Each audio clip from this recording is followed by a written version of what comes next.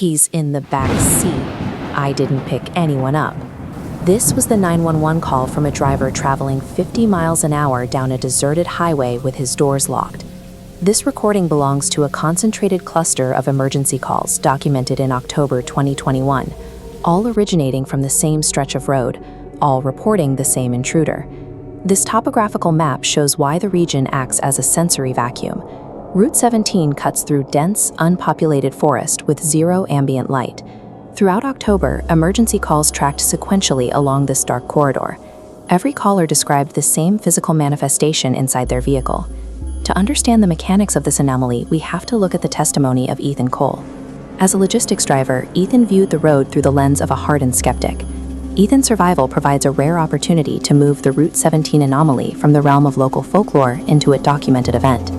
The timeline begins at 1:30 a.m. Ethan was driving back from Pittsburgh when his GPS routed him onto Route 17 to shave 20 minutes off his trip. He immediately entered a state of sensory deprivation. There were no other cars on the road and no streetlights. The fog was so thick it swallowed his headlights almost entirely. Looking to break up the monotony of the drive, Ethan spotted a flickering, sickly yellow gas station on the shoulder and pulled over.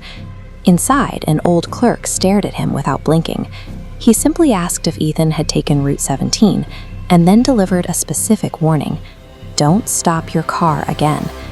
Ethan treated the clerk's instruction as a local quirk and got back on the road. By ignoring the warning, he had unknowingly satisfied the primary condition for the anomaly to trigger. Back on the highway, the environment inside the car shifted. The engine noise faded into a dull hum, and the car radio activated on its own, broadcasting heavily distorted static. Ethan glanced up. For a fraction of a second, a shadow appeared in the rearview mirror, sitting upright in the middle of the dark back seat. The escalation became auditory. A distinctly childlike whisper materialized directly behind Ethan's ear, stating two words: "You stopped." The proximity of the voice triggered an immediate physical response. Ethan froze, his hands gripping the wheel, his brain struggling to reconcile the sound with his empty vehicle. He managed to grab his phone and dial 911.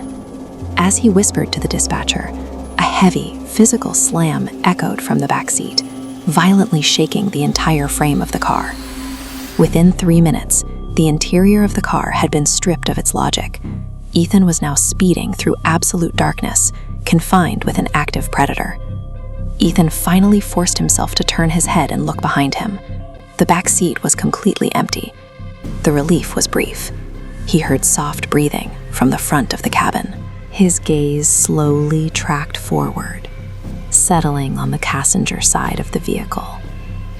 A pale figure with hollow eyes was sitting directly next to him, wearing a slight smile. The dashcam audio captures a scream, followed by the sound of tearing metal and shattering glass. Then the recording cuts out. The appearance of the figure coincided with Ethan losing control of the vehicle, turning a psychological haunting into a near-fatal collision. Responding officers found Ethan alive, 30 feet from the wreckage. He was conscious but insisted that a passenger had been in the car with him. In many cases, these claims are attributed to trauma-induced hallucinations, the brain's attempt to process the sudden violence of a crash. However, the responding officers documented a deep indentation in the upholstery of the passenger seat. The foam and frame had been crushed downward, as if by the weight of a seated person. There was also the state of the passenger side seatbelt. It had been pulled to its full extension and locked into place across the empty seat during the impact. The Route 17 incidents remain unexplained, and the road remains open to any lone driver navigating the Pennsylvania woods after midnight. The evidence suggests that for those who stop on Route 17, the drive doesn't end alone. It ends with a permanent passenger.